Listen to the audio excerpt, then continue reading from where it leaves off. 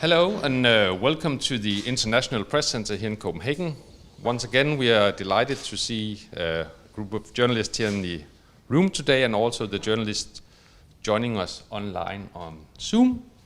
We are delighted to have the Minister of Foreign Affairs and Deputy Prime Minister of the Faroe Islands, Høgni Hoydal, with us this morning for a presentation. It's always a good topic, I think, for our network to get some insights and news from the North Atlantic, including your islands. So we are looking forward to the briefing today. We've agreed that you start by doing a presentation, and then after that we will, as we normally do, go to a question and answer session. And we'll take some questions here from the room, and also if people join us online, please write your questions in the chat, and we'll try to include those as well. But a warm welcome, glad to see you here at the Press Center. Høgni Hoydal, the floor is yours. Thank you very much, and thank you for this opportunity and the invitation to speak to you today. And I will give a small overview over Faroese politics and the Faroe Islands today. And of course, afterwards you can ask any questions you like. So I don't want to bore you today, but the main thing about the Faroe Islands, of course, is it's all about perspective. And this goes for any place in the world, but we, of course, see ourselves as the center of the world. And not the least when you look upon this area we call the High North or the Arctic. I usually say the Arctic and the North Atlantic area. We, of course, see the Faroe Islands as the center of this area. And that is, of course, the background for all our approach to the world and for the issues that we deal with today in the Faroe Islands. So, we are, when you say we are a small nation in landmass, but of course, when we see ourselves as land and sea, we are only 1,400 square kilometers of land, but when we take the sea, we are an enormous nation with 274,000 square kilometers of is our maritime area. And we see the not as a national issue, but as a global issue, as that we have the responsibility for one of the most pristine biological areas of the world, where we, of course, base most of our economy on the sea. And the Faroe Islands has an enormous production of sea products, both wild living fish, but also aquaculture, which is our main export of today, and every other of our modern industry is somehow related to the sea and all these issues regarding the sea. So, just to put it into perspective, our annual catches of wild living fish and seafood, and our annual harvest of salmon farming is approximately 700,000 tons a year, often more, and that equals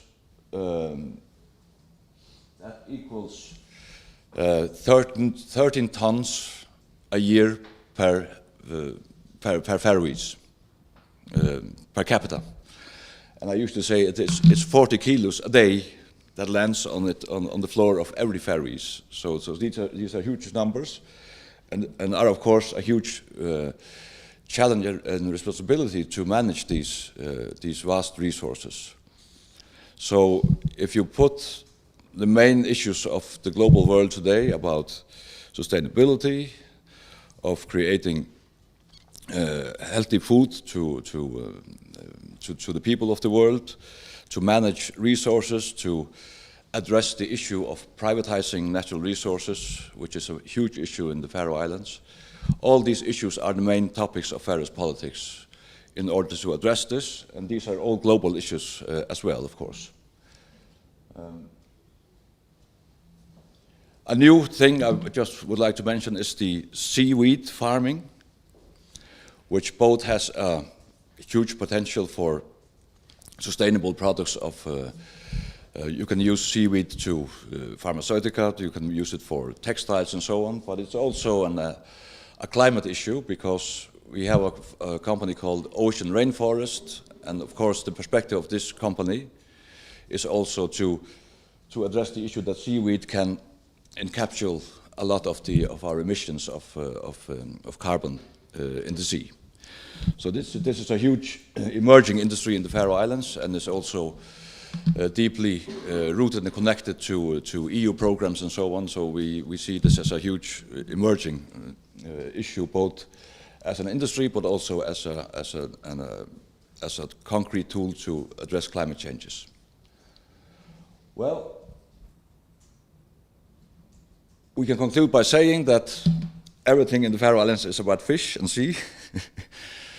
In a modern sense, and you can meet the Faroe Islands on every ocean of the world. Not only are we operating on our own waters, but we are operating all around the world as seafarers, and are operating in all modern industries that are related to the sea and to shipping and fisheries and so on. And our economy is, of course, even though we are still very much dependent on the sea as an export resource, our dynamic industry is both diversified and so on, with a lot of modern industries connected to sea and climate and sustainability. And our economy has been growing for many years, as you perhaps know. Our growth annual rate is even larger than some of our neighbor countries. And it has been so for many years, even though we also have our challenges with the fluctuating economy, and are trying to address that by doing a bit like the Norwegians do, that what we call the resource rent, the value of our national resources also comes to the people, and it's placed in a fund where we can use these money when fish prices are going down and so on. So this is also a huge challenge for Faroese economy, but it's going, to speak frankly, quite well at the moment. We have also decided, and I can come back to that, about our everything in the Faroe Islands is also about self-reliance and self-determination. And we have just in this new government, which was formed in December last year, we have decided that we will also reduce the annual, what we call the block grants, the subsidies from Denmark to the Faroese economy, by 25 million Danish kroner a year in the next 4 years. So we will reduce it with about 100 million Danish kroner. And we will also take over some new responsibilities from Denmark. So when this process is finished, the size of the Danish subsidies to Faroese economy will be, in the next 3 years, approximately 2.4%. And that's a huge change. When I started in politics many years ago, the Danish block grant, the subsidies to the Faroese economy from Denmark, was approximately 30% of our economy. So we are almost self-reliant economically at the moment. And we hope, or I hope, that we will also reduce it fully to receive no money at all from Denmark. And it's not only a question of self-reliance, it's also a question of moral, in my opinion. Today, the Faroese economy is stronger than the Danish economy. So the income per capita, even though we have inequality, is higher than in Denmark. So why should we get money from Denmark when we can produce and are one of the richest nations of the world today? Well, I promise to be brief. The growth in population is, of course, crucial for the Faroe Islands. For many years, we had people moving away from the Faroe Islands, and the population numbers were decreasing. But in the last 10 to 15 years, we have changed that wave. So now the population has been increasing every year, and we are very proud that we will reach 54,000 inhabitants in this year. And of course, what is the basis for that? In my opinion, and this government I represent, it has been by making huge investments in the welfare system, in childcare, in elementary schools, in higher education, in infrastructure and so on, especially to change the way where I will not offend anyone by saying that the Faroe Islands has been a very conservative, patriarchic society, so it's especially about getting the women to come back to the Faroe Islands and also to create equal opportunities and rights for all people in the Faroe Islands. For example, rights for homosexual, gay marriage and so on has also, in my opinion, changed the whole climate of the Faroe Islands. So we now have people moving to the Faroe Island and have a more vibrant and diversified society than we had only 10 years ago. And it has taken some effort. This has been a huge issue in the Faroe Islands. Well, as I mentioned, all the main Faroese issues of Faroese politics are also global issues, so we are trying to tackle the same challenges that every other nation in our neighborhood and around the world. And we expect to be 100% green with electricity on land in the Faroe Islands by 2030. But to speak frankly, our main issue is the fishing fleet, because this is such a huge part of our economy, and we haven't cracked that code yet, how to get green-driven fishing vessels at the moment. But we are working on it together with many other countries to crack that. But on land, we expect to be 100% green in 2030. Basically based on hydropower, on wind, and also what we call the power of the current around the islands. We are smashed by the Atlantic Ocean 4 times a day, and through very small fjords and between our islands, and this is a huge resource also to exploit to produce energy. Well, if some of you have perhaps been to the Faroe Islands, but the only vision that Faroese politics, which are as much divided as in Denmark and Norway or in Japan or anywhere, the only vision that we have been totally where we have agreed upon is about connecting these 18 islands, so it's possible to live a modern life even though you live in a small village on a small island, and that has been a question of huge investments in the infrastructure by roads and tunnels and subsea tunnels and so on, and we have reached that point now where this is the new subsea tunnel, which has the first roundabout under the North Atlantic. So we have reached that goal now that 90% of all Faroe Islanders are connected by road or subsea tunnels and can go from one place to another within a time space of 1.5 hours. We are still lacking one of the main islands, but we are getting there. And this is of course crucial to create a modern, vibrant society in the middle of the North Atlantic, to invest in infrastructure, and that also goes for our connection to the whole world. So our national carrier, Atlantic Airways, has at the moment 12 connections directly from the Faroe Islands to other countries, and the newest destination will be New York from this autumn. And of course to our nearest neighbors and to Paris and so on. So this is also a question of creating a modern society on our own terms in the middle of the North Atlantic. The same goes for the whole digital and telecom infrastructure.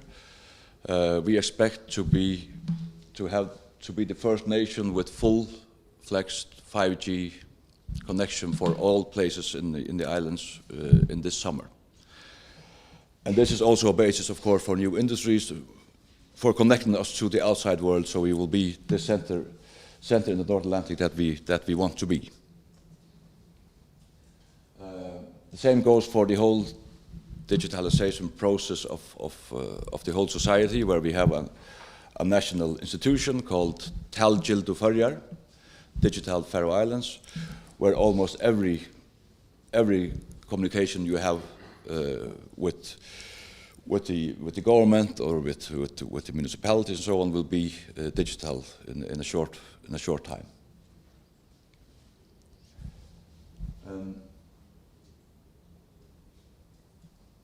Of course, in order to reach this vision of a modern democratic society in the middle of the North Atlantic, connected to the world and taking part in the world, we have also tried to make huge investments in research and higher education, and our national university is at the moment on an upgoing rate. So at the moment, perhaps half of Faroese students are studying in the Faroe Islands, while 10 years ago it was perhaps 10%.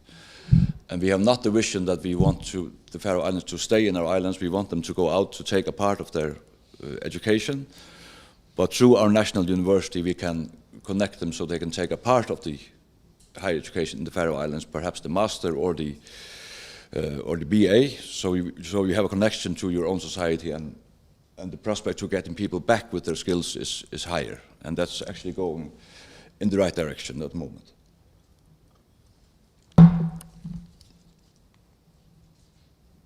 Of course, I must mention the culture.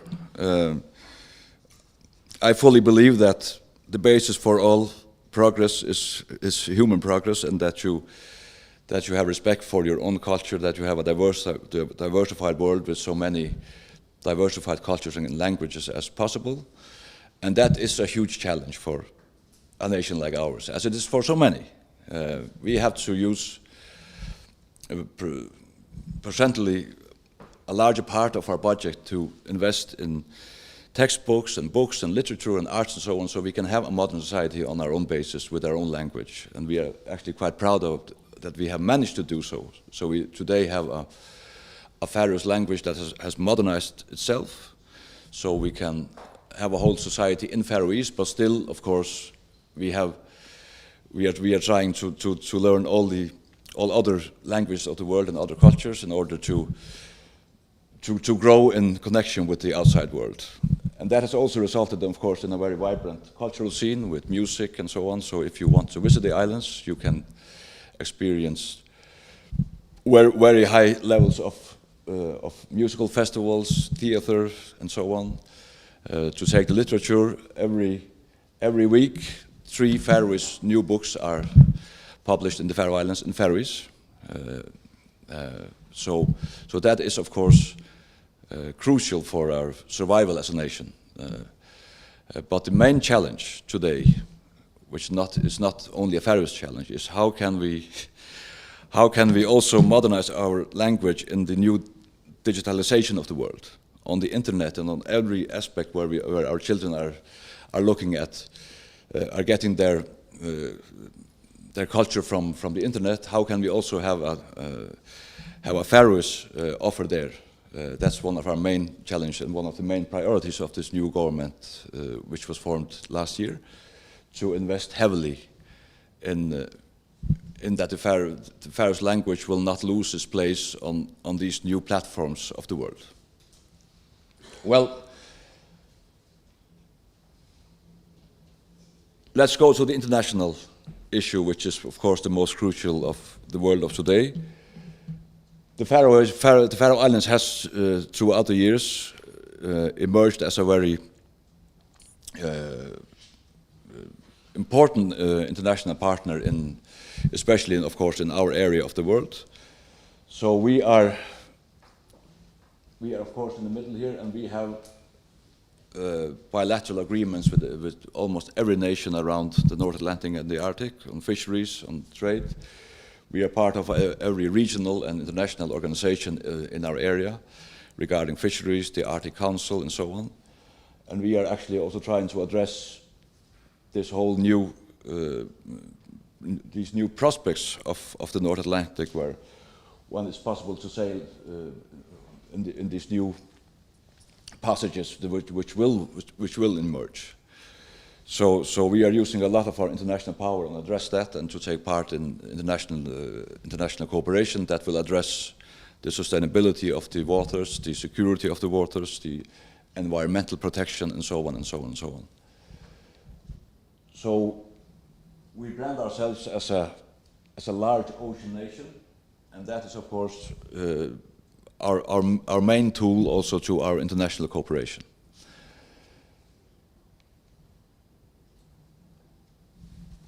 And we are at the moment, just to mention that, as I mentioned, we are reducing our dependency on Danish aid economically, where we are almost there.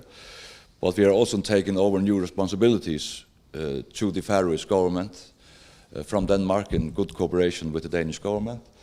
And the next step will be that this autumn we will take over the whole responsibility of surveillance of our airspace, and also the full responsibility of all aspects of maritime law in order to cooperate directly with all international bodies on these issues. I'll get back to that.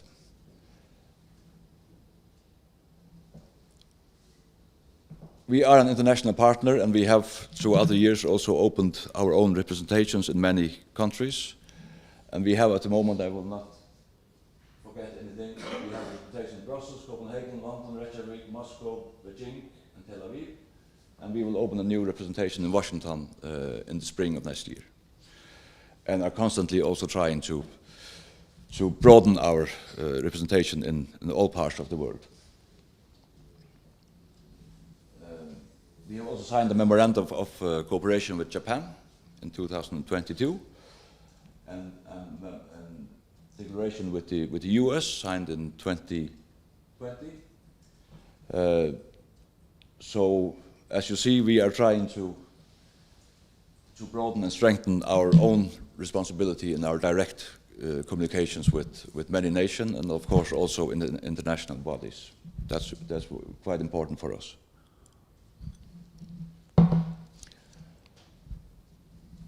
The last issue I, of course, will address, that is our responsibility as a nation in this new geopolitical era, if that's the right word to use, or this, I would call it, on this summer day, this winter of global cooperation we are facing. And the Faroe Islands, of course, reacted immediately after the cruel and illegal war in Ukraine and the attack on the Ukrainian people, and condemned it, and we have implemented all sanctions, all the same sanctions as the EU has done. Actually, tomorrow in the Parliament we will implement new sanctions again, but we are constantly addressing our relations and our responsibility in this challenging international situation that we are in. We have also, of course, supported the Ukrainian people with especially humanitarian aid, and have given the largest number of money to humanitarian aid in Ukraine as we ever have done in the Faroe Islands. And we have also, with broad consensus, we have also decided, of course, to take Ukrainian refugees to the Faroe Islands, and are trying to increase that number every day. At the moment, I think we are on 130 people from Ukraine in the Faroe Islands, but expect to reach 200 people within a short time. These are the Faroese government buildings, as perhaps you know, those of you who have been in the Faroe Islands. But the main aim of the Faroese government in this terrible situation of the world today is to still have a situation of low tension in the Arctic and North Atlantic. Even though we acknowledge there is a higher presence now, both of NATO activity and US activity in the North Atlantic. And our approach to that is, well, we will take active part in that. Even though, as perhaps many here know, that formally security policy is a Danish issue, but our approach is that we must have democratic sustainability in all issues, also regarding security issues in the North Atlantic. So to put it quite populistic, we are saying that nothing about us without us here in the North Atlantic. So we are trying to create direct agreements with NATO, with the EU, with the US, with Denmark, and all these nations that have a presence in security issues in the North Atlantic. And the best example of that is that we participated in the last NATO mission or NATO exercise in our waters, but also with our civil. So we have our own institutions with civil security. They also participated, and we were part of all this planning.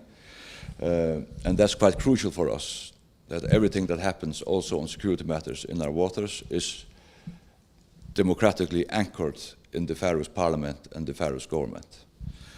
And we also, as I mentioned, we will take part in taking over the air surveillance in the Faroese in the Faroese area, what is often called the GIUK gap. And I ask, what does that mean? It's Greenland, Iceland, in the UK. Where are the Faroe Islands in this in these letters?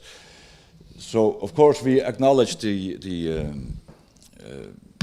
need for increased surveillance in our airspace, and we connected to that. We will also take over the civil surveillance of the airspace, so we can connect these things. So we will also not only take part in it, but also pay our part in order to close this surveillance gap in the Faroese airspace. And to speak quite frankly, we are trying to do as the Icelanders have done, that we can always combine, if there is a military or security issue, we can combine that with civil security and these institutions in our islands that work with civil security, search and rescue, and so on and so on.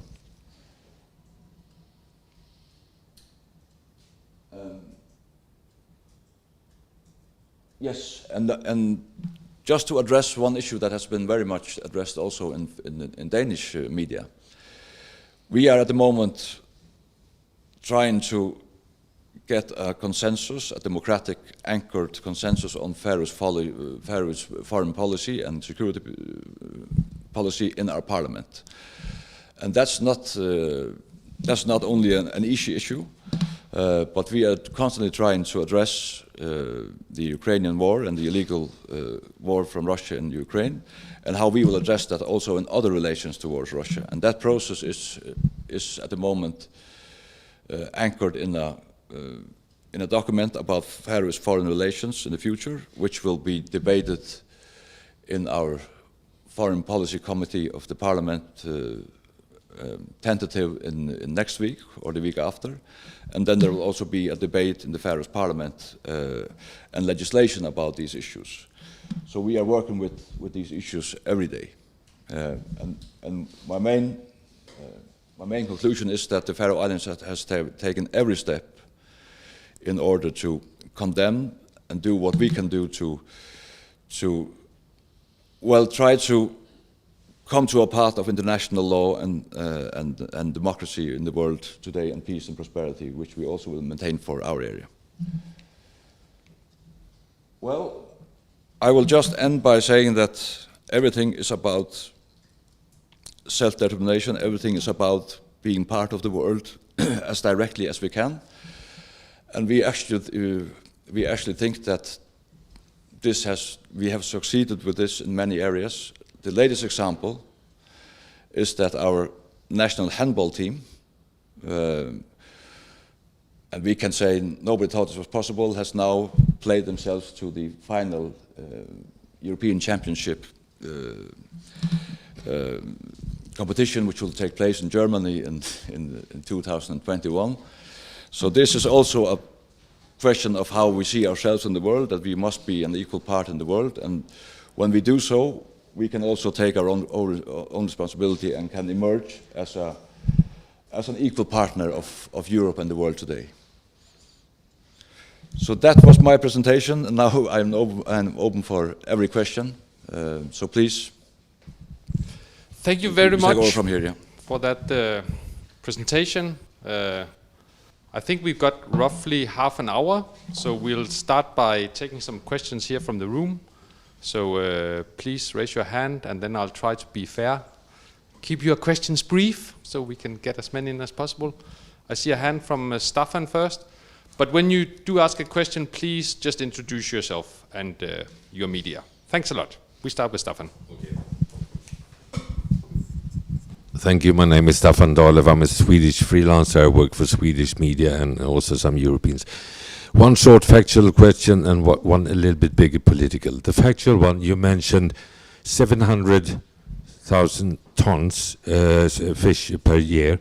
How much of that comes from salmon farming? It's yeah. Thank you. That's a factual question. I can answer that. Yeah. Of those 700,000 ton, approximately 100,000 ton come from salmon farming. Then a more political one. We noticed that the Constitutional Commission, I think it's called, in Greenland, presented a report or a study lately. How much or how little do you coordinate your political discussion in that sense? Or another way, is this relevant, the talk about free association, is that relevant for Faroe Islands as well? Well, the short answer is that has been debated heavily and deeply in the Faroe Islands for many years, and there has also been tight connections between Faroese and Greenlandic politics on these issues, even though the nations are very different in their approach to independence and so on, which we respect, of course. But if I speak for the government of the Faroe Islands, the Faroese politics are still divided on the question of independence, where you could say roughly half of the political system is for independence and half is not for independence, with some with some differences. Huh? So basically, the government of today is not is consisted of one party which is not fully for independence and two who are. So what we have agreed upon is that we will take this larger responsibility in foreign affairs and so on. But at the moment, there is not a question of a Faroese constitution, even though we have worked for it for many years, and we have a proposal for a Faroese constitution. So at the moment, the Greenlandic approach is different from the Faroese because they are focusing now on the question of the constitution, while our focus has been for many years on taking over all responsibilities from Denmark and pay for them ourselves to be economically and administratively independent. But connections between the Faroe Islands and Greenland could be strengthened on many areas, and we are working very hard on that in this government. We will also try to open a representation in Nuuk in the next years, as Iceland has done, and now also the US and the EU. Thank you. We'll go to the room in a minute. I just want to go to a Zoom where we have got the EU observer with us. And there are two questions here that I'll try to read out, and then we'll take them. So they say the Faroe Islands is not a member of the EU, but followed most EU sanctions against Russia, except the fisheries. Why is that? And secondly, will you work for renewal of the bilateral fisheries agreement with Russia in 2024? These are very big issues in the Faroe Islands at the moment, and the first question I can address in that way that there has been an enormous consensus in the Faroe Islands to, even though we are not obliged to do so, to put in force all sanctions against Russia as the EU and the US and UK have done. And then there's the question about the fisheries agreement, which of course has a long history, and that's the only connection we have to Russia today. So the question of the fisheries agreement is both a question. It's not a question of national economy, which I have seen in some media, because it gives the same to the Faroe Islands as it gives the other way. It has some regional aspects in Faroese politics, but the main issue is how to address this terrible situation, where we, of course, will take every step we can do, also further steps than other countries have done. But in the Faroe Islands, we need to have a consensus about this, because this has to be done by law in the parliament. So that process, as I tried to mention, we are working on that process at the moment. It takes some time, as in every other country. And that also goes for the possible renewal of our fisheries agreement. It will be based upon a fully democratic process in the Faroese parliament, where the government is laying its proposals for the Parliament, and we are trying to get as broad a consensus as we can about these issues. And one final comment on the fisheries agreement. What is also debated, I haven't seen that in foreign media, is that our fisheries agreement with Russia has a biological sustainability issue, because we have worked for so many years in trying to administrate the fishing stocks in our waters and to stop every unreported fisheries and so on. So that's also a big issue. How can we address that also in the future? How can we still have a regime of viable fisheries in the North Atlantic as a whole? And this is also an issue which we debate with all our partners in the EU, Iceland, Norway, Canada, and so on. How can we still have international law that stops illegal or unreported fisheries in our waters? So we follow sustainability criteria about all fish stocks in our waters. Thanks a lot. Also along the same lines, online we've got the Polish news agency, and they ask about the current situation with the fisheries agreements with Russia. Are there any concerns that there might be, as they put it, are you afraid of a boycott from other nations to your fishery products at all? No, we are not afraid of that. And I could speak in length about some issues here, but I'll put it shortly that the Faroe Islands were boycotted by the EU for a whole year in 2013 because of a disagreement on the mackerel stock. And that went from one day to another that we lost half of our export market. And I will not be coy, but I could say that if the EU had put the same sanctions against Russia as they did against the Faroe Islands in 2013, perhaps the war would stop, because these sanctions were so huge and so the hardest sanction upon any nation as we have seen in the world in modern times.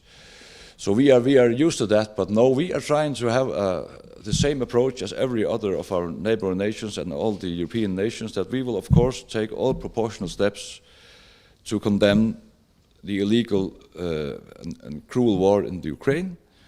And we have done so, and our steps have been proportional to every other nation. But of course, we acknowledge when you see Russian fisheries vessels in Faroese waters, it's very obvious. So we acknowledge that there is focus on this, but still, we are addressing this as every other democratic nation and are trying to take our proportional steps and do everything we can do, because for a nation like ours, democracy and the international law is crucial. Also when other states are trying to boycott the Faroe Islands, which we unfortunately have experienced, especially from the EU. And we hope that our relations now with the EU can come to a new phase where this can't happen.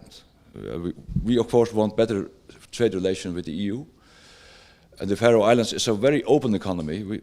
EU can export everything to the Faroe Islands. Every nation can export to the Faroe Islands, but we are still restricted to the European market with our main export, which is fishery products, especially value-added fishery products. So we are not afraid of that, but we are just trying to intensify our relations with other markets and so on. Thank you. We'll go back to the room. Reuters. Hello, I'm Jakob, from correspondent from Reuters. I understand that the knowledge of the problem of Russian intelligence gathering in the Faroe Islands have been known for several years. Is this something that you are now doing something more actively to stop? Have you taken contact to to the owners of the Russian vessels, or to the relevant Russian authorities since the latest evidence was presented by Danish or Nordic broadcasters? Yeah, thanks. Well, thank you very much for that question, and I can address it in three phases. Firstly, Faroese authorities have full control and have also intensified their control on some fisheries and goods and so on connected to the fisheries agreements with Russia.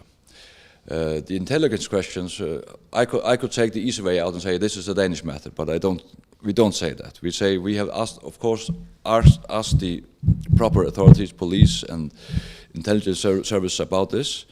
And if there's anything that's going on illegal in the Faroese waters, we demand that their action is taken. Secondly, what we can state is that also since this cruel attack from Russia on the Ukrainian people and nation, we have not seen any different behavior in our waters. We acknowledge also, and we are working heavily on the question of also how can you secure the infrastructure. We are connected to the world by cables and so on, but it's not a new issue connected to the war. And thirdly, I would say that our approach to this is that, of course, we address this on the basis of international law and our own legislation. We speak to the proper authorities. I can't say everything about that because most of this is also confidential. But what we do state is that we are not taking part in any issue which is trying to say that the peace and security of the North Atlantic region should now be debated in a high tension perspective. Our main aim is still to say that we want low tension, and we are not taking part in any approach where you are trying to. How can I put this? Our responsibility as government is not to address this as an issue where we are trying to create unnecessary anxiety among our people and among our neighbor nations. And at the moment, we are still focusing on having a low tension situation in our area. And we are working closely together with NATO and so on, also on all security issues, but we are not taking part in any attempt to say that now the situation has changed, so we have to militarize or do anything extraordinary at the moment in our area. That is our approach. And regarding contact to the Russian side? Well, the only contacts we have is when we are regularly doing all necessary harbor controls on board the ships and so on.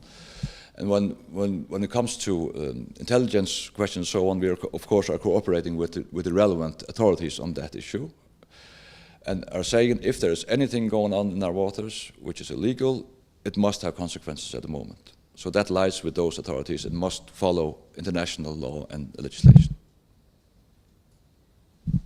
Thank you. Now that we are talking about the intelligence issues, just on that topic, are there any follow-up questions? No. We'll Please, go to Rolien. feel free. Yeah. Hi, my name is Rolien. I'm a journalist from Holland. And yeah, I also had a question in relation to the news from the Nordic broadcasters. Yep. I was wondering, were you surprised at all about the revelation that military radio equipment was found by the Norwegian police on these two specific vessels that frequently visit the Faroe Islands? Were you surprised, or did you know this already beforehand?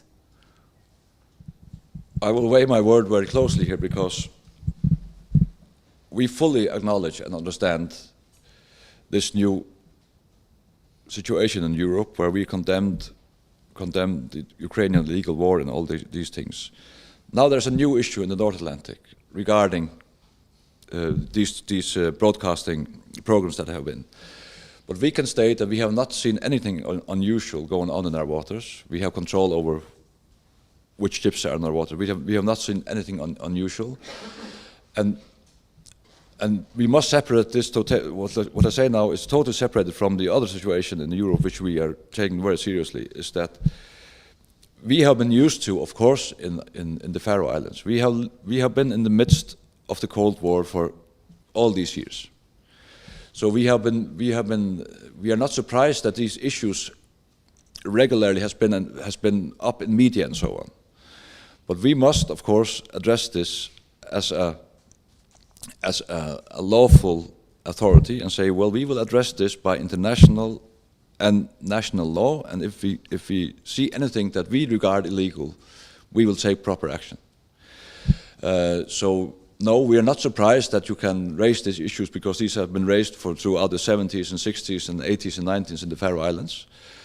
And we are not surprised either that, of course, we can raise the issues of civil security about all these digital connections with cables on the seabed. But these are not confidential information. Everyone knows that there are cables here. So we have seen nothing that makes this a new issue for the Faroe Islands, if I can say it like that. And we are used to dealing with these questions. We are not, as some put it, naive islanders who don't know what goes on in our waters. We are doing everything to have full control over what happens in our waters and to take all measures that can create better security in our area, and also better civil security for our people. So no, I was not. If you ask that, I was not shocked by these stories, because they reminded me of stories that have been told also long before this terrible war. If I may, a very short follow-up question. You mentioned that you have tightened control or tightened measures. What does it mean exactly? Well, especially because we have control with we have our own fisheries control, and we have increased both the funding and the intensity of these controls in the last year. Also addressing, of course, this new situation, and also addressing the concerns for the Faroese people and for our neighbors and what happens. And also we have not increased it heavily, but also the control with every goods that are going through our harbors is also an important issue for Faroese authorities. And regarding, again, the intelligence issues and so on, they are dealt with the proper authorities.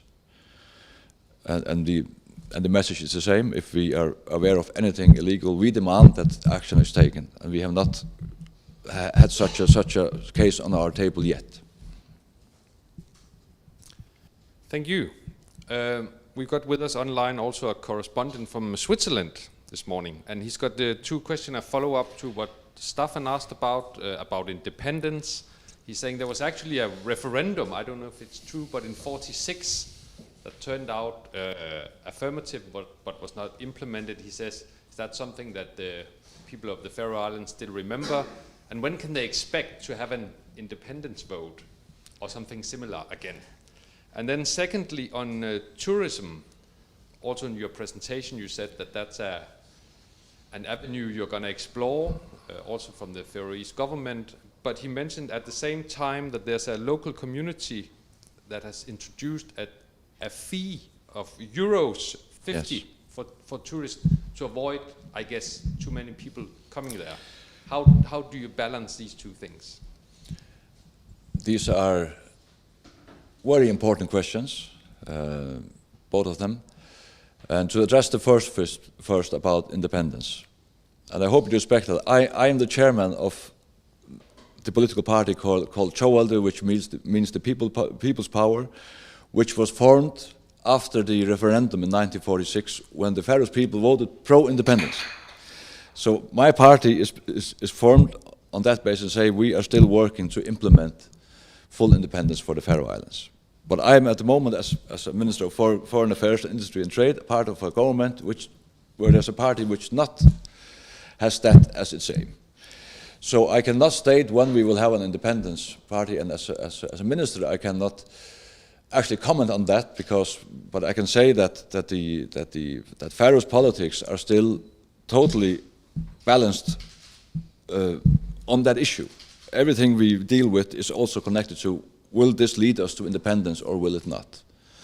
Not in a nationalistic way, but as a part of the vision of being an equal part of the world and having full democracy in the Faroe Islands, and also have full responsibility for our own economy. So that is where the Faroese debate is going at the moment. So I can state for my party, we want independence yesterday, rather than tomorrow. But this government we have formed with the Social Democrats has not that as its main issue. And regarding tourism, that is one of the one of the big debates in the Faroe Islands, because we have increased tourism, and the main focus is, of course, sustainable tourism. And as I mentioned, even though we have a large sea, we have a small area of land. So, of course, tourism clashes as they do in every part of the world. Tourism also clashes with local rights to using the land and so on. And the example that I mentioned here is one concrete example where landowners in one part of a small island have said, well, we will try to decrease the number of tourists, and we have put a fee on it. The government is not very happy with that, because we think that the government should regulate this, and we are dealing with this intensively at the moment to try to have a legislation or a framework where these conflicts can be addressed, based on local democracy, of course, but also based upon how you can have a viable tourism industry. Thank you. Yeah, we got a couple more. I think we'll go to Ancho first and then Jakob. Hello, my name is Ancho Lamela. I'm from the Spanish news agency EFE, speaking about independence and your relationship with another movements for independence in Europe. What do you think about the situation in Catalonia and what happened the last years? I'm asking you that because the Faroe Islands independence movement and your party in particular have a strong bond to Catalonia, and I remember the President Puigdemont was invited to the Faroe Islands by Magni Arch, and well, so I don't know if you're still very connected to the Catalonian independence movement, and what do you think about the situation in Catalonia? Thank you. Well, again, I have to divide my answer in two, because my party is very much involved, or still also in cooperation with the Catalonian independence movement, and also other, which we call serious movements in Europe. But as a government, the government of the Faroes also had Puigdemont as a guest when he visited the Faroe Islands. So speaking for the government, I can only state that the Faroe Islands, of course, and here I think I can speak for the whole government and the parliament, is always supporting the right to self-determination by the UN charters and international law. And again, in my opinion, as leader of my party, I think that the democratic sustainability of the world is perhaps the most important issue connected to all the other sustainability goals of the UN. And we wish that can be addressed of the world today, and we think that's perhaps the most important issue to address today with what happens in the world, that we don't forget that we have to have democratic sustainability in every issue of governance and international connections. But what the Catalonians choose to do with their independence is, of course, a matter for the Catalonian people and for their connections to the Spanish government.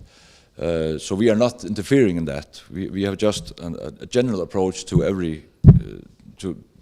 to world politics, that we always support the rights of the UN Charter and the right to self-determination for peoples to choose their own way in the world. Thank you. I think we just got a few minutes left, but I think Reuters again, please. Thank you. I have a question regarding diplomacy in the Arctic and the Arctic Council. I think tomorrow Norway will take over the chairmanship of the council. Now the question is whether this body will remain relevant now that the cooperation with Russia has been suspended. So since the Faroe Islands and together with Greenland now has a larger voice in this council, under what circumstances do you think the council should resume work with Russia? That's a very crucial question, of course, and I apologize for answering more broadly. With no comparison at all to the terrible events in the Ukraine, of course, this terrible new geopolitical situation has also put pressure on what we have tried for many years to have international bodies, international regulations, regional bodies to govern everything that happens in our vast area of the North Atlantic and the Arctic. So at the moment, I think the members of the Arctic Council, and we want, of course, to have our own voice there, together with, and also does Greenland, must focus on taking the proper measures in these issues. But this will be a huge challenge for the cooperation along the North Atlantic. Also, in hopefully, we wish for this war to stop. I could say publicistically, war is it good for? Absolutely nothing. At the moment, we have to address this deeply with our Arctic counterpart. How can we cooperate in this crucial area, also on these crucial issues of climate change and sustainable fisheries and research and so on. So I have no answer when you can resume any normality at all. But we have to address this together, and I think it will be a good step that the Arctic Council also in this situation acknowledges that the people who live in the Arctic, who actually live there, Faroe Islanders, Greenlanders, Icelanders and so on, have a larger voice in what happens. So we can strengthen the democracy also of the Arctic Council and their bodies. Actually, I have a follow-up. That's the reason why I didn't. Sorry, give it back to you first. Thank you. Okay, so your previous answer about the fisheries agreement, you said that was up for public debate in the Faroe Islands. I understand that, but what's your personal view, or what are the arguments what are your personal arguments on this topic?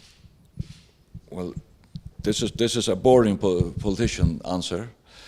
As Minister of Foreign Affairs in the Faroe Islands, my main task now is to try to get a consensus on a coherent Faroese policy towards Russia in light of the terrible events and so on. And we are working on that and are hopefully concluding it within a few weeks. So I will not take any biased party political stand or my own stand on this. I would only say that all our partners we are working with the UK, with the EU, especially with Iceland, Norway, and so on, we are addressing and discussing how to deal with this crucial challenge. Also in the international bodies, we have the NIAC, we have the NAFO, we have a lot of regional organizations that are formed in order to have international cooperation on the management of the fish stocks.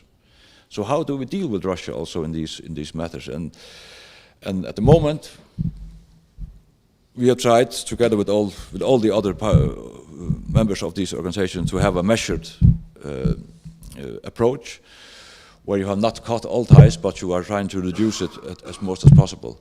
But this will be debated in every week and every day and every hour of the day in the Faroe Islands and in all these nations around the North Atlantic, how to address this, and it's not easy.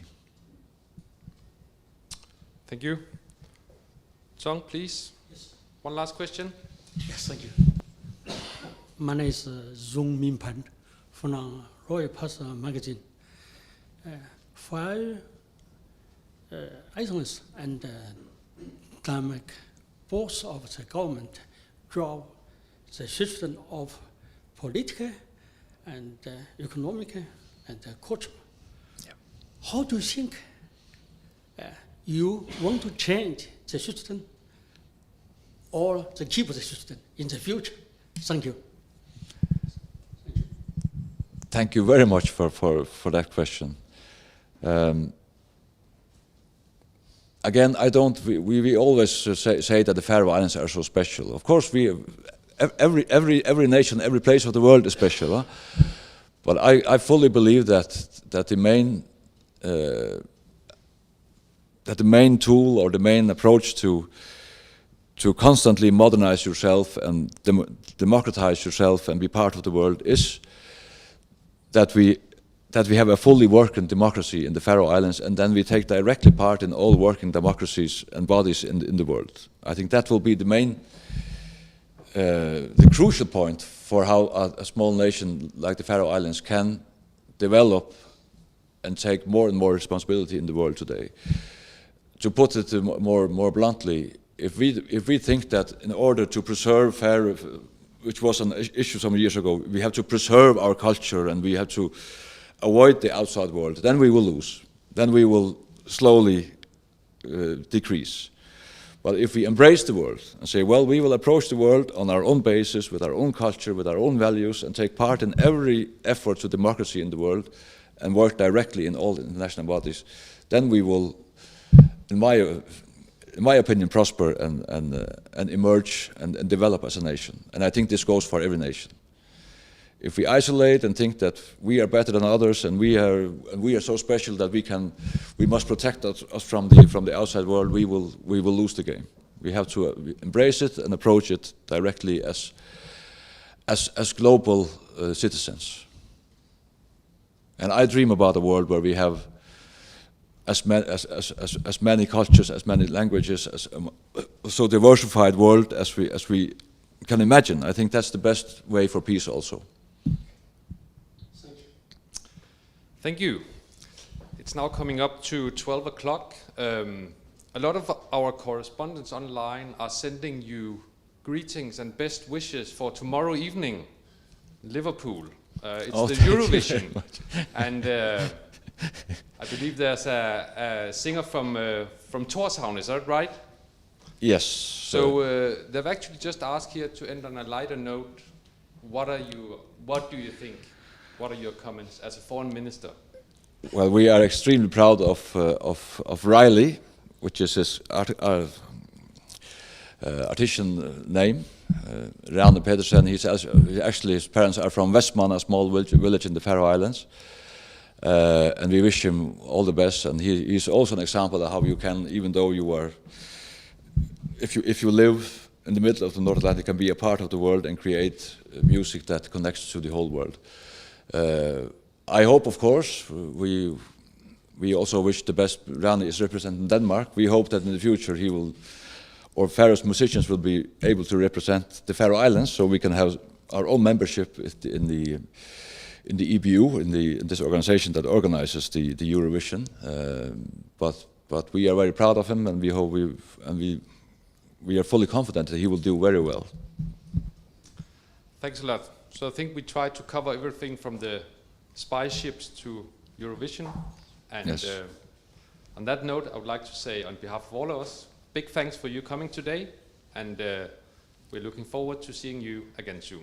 Thanks a lot. Thank you very much for the opportunity.